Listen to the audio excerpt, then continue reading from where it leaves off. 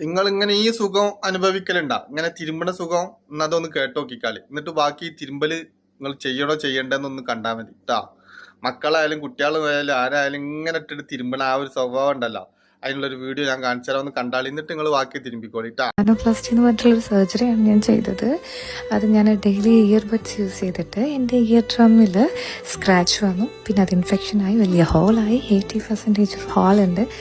അങ്ങനെ ഈ സർജറി ചെയ്തതാണ്. ഇത് കുഞ്ഞു കാര്യമൊന്നുമല്ല, നല്ല പെയിൻഫുൾ ആയിട്ടുള്ള സർജറിയാണ്. നിങ്ങളും ശ്രദ്ധിച്ചാൽ ദുഃഖിക്കേണ്ട. ഇല്ലങ്ങള് ബഡ്സ് ഇട്ടിട്ടായാലും ചില കുട്ടികൾ കാണാൻ എന്ത് കിട്ടിയാലും ചെവിയിലിട്ടിട്ട് തൊയണ്. അത് കുളി കഴിഞ്ഞ് വന്നാൽ ചിലവർക്ക് ഒരു അരമണിക്കൂറൊക്കെ തൊയണം. അതേമാതിരി കോയിത്തുകല് ഒക്കെ ഇട്ടിട്ട് ഇതിങ്ങനെ തൊയുമ്പോൾ തന്നെ ഈ ചെവിൻ്റെ ഇവിടെ ചെറിയ ഒരു പാടയാണ്. ആ പാടം ഒരു ചെറിയ സ്ക്രാച്ച് ആയി കഴിഞ്ഞാൽ പിന്നെ ഇതേമാതിരിയൊക്കെ ചെയ്യേണ്ടി വരും. ആ ഓൾസ് കണ്ടില്ല നിങ്ങള്? അപ്പം അതിന് നിൽക്കണ്ട. ഉള്ള സുഖം അതേ കുളി കഴിഞ്ഞിട്ട് തോർത്തോണ്ട് എടുത്തുകൊണ്ട് ഒന്നിങ്ങനെ ഈ പുറത്ത് കാണുന്നുണ്ടല്ലോ, അതിങ്ങനെ തുടച്ചാൽ മതി.